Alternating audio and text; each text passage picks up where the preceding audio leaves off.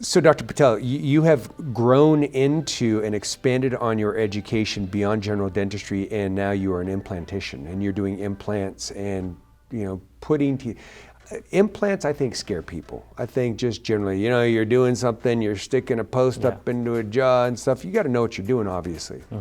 Tell me a little bit about why implants and why you like implants over other past traditional dentistry.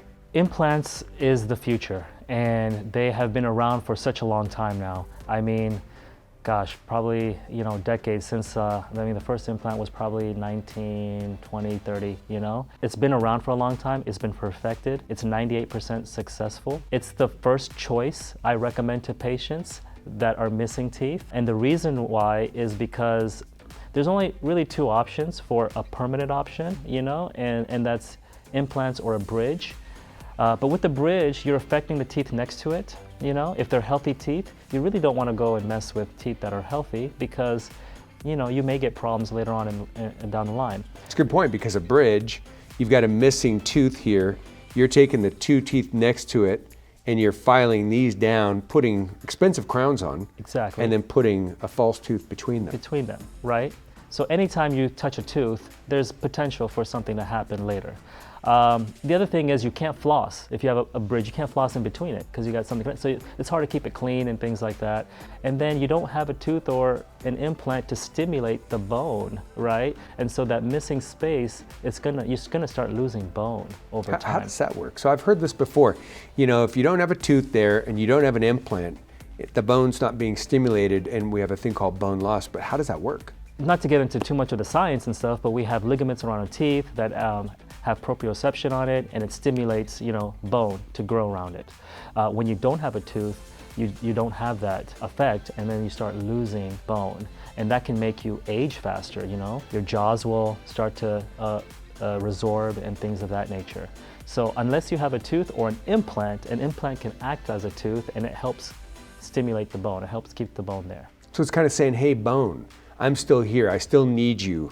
Keep growing, Exactly. Right, but Exactly. Without that, so we're seeing people, so that's that real gaunt look, right? When somebody loses a bunch of teeth, Yes. they look like 30 years older. 30 years older, they look like a witch, Right. Right. Yeah, and so, you can't function like that. It's hard, even if you would try to get dentures on a patient like that, they're not gonna be able to wear them because they don't have that bone to keep them in there. Their tongue is gonna displace it. So implants is, I tell my patients, implants is the standard of choice. Obviously there's a cost with it, but I tell them in the long run, it's actually, a lot cheaper or affordable because they're gonna be with you for the rest of your life. If they're gonna fail, we're gonna know it right away, within the first 3 months. But if not, if they're successful after 3 months, they're going to be there even after. Truly permanent. Permanently. And then as opposed to, say, a denture, which one might be changing out every 5 years. I mean, the ADA says like every 5 years you'll need a new set because you don't have teeth, you don't have implants, so you're losing bone, and the denture is not going to fit as properly. So you have to remake the denture or reline the denture. So if you got 25, 30 years left in your life, that's 5 or 6 dentures over that time. Exactly. And let's talk about that. So the denture as opposed to, so what functionality gets lost in a denture as opposed to implants? The ability to bite into foods, to be able to taste foods, because now you have this plastic in your mouth, this acrylic, right? And for the upper jaw, it goes on your palate, this acrylic. And that's how— all the way across the palate. Across the palate, because that what brings the suction into it to keep the denture in place, right? But then you lose that taste, with foods. With an implant-supported denture or a bridge, we can remove that palate. So now the patient is able to taste foods better, They're able to swallow, because sometimes when you swallow, you feel that, acrylic back there. And so you lose that sense of taste with dentures. You lose that sense of, biting and chewing, because as you bite into things, they may move around. Even the best made dentures will move around. Removable, they're removable. Even if you use adhesive, it may help for a while, but Are you going to continue using adhesive? That's not good for you either. And you're going to have to reapply it and things like that. So Right, because it's a synthetic chemical Exactly. going into your body. exactly. So, so implants are the way of the future.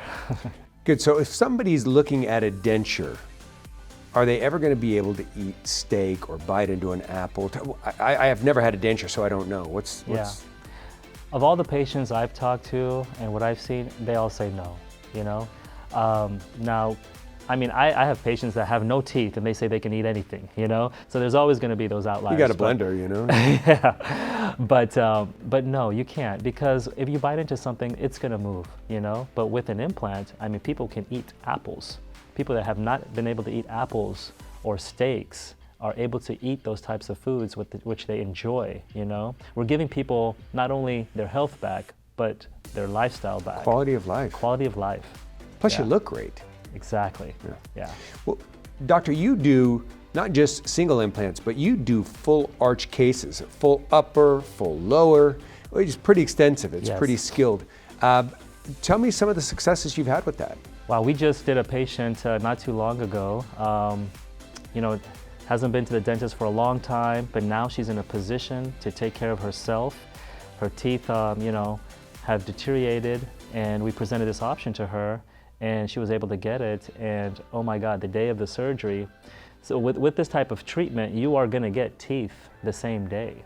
Okay? Wait, so I come in, I don't have teeth, or I have really bad teeth. Yes. You're going to remove the bad teeth, and I'm going to walk out with teeth? With teeth. That yes. day? That day. This is a 6-hour procedure, but you're comfortable, you know, you're sedated most of the time. Yes, you are going to walk out with what we call a temporary denture, but it's going to be supported by implants, and you won't be able to remove it. And so the look on this patient's face when she saw that was, it's etched in my mind, you know.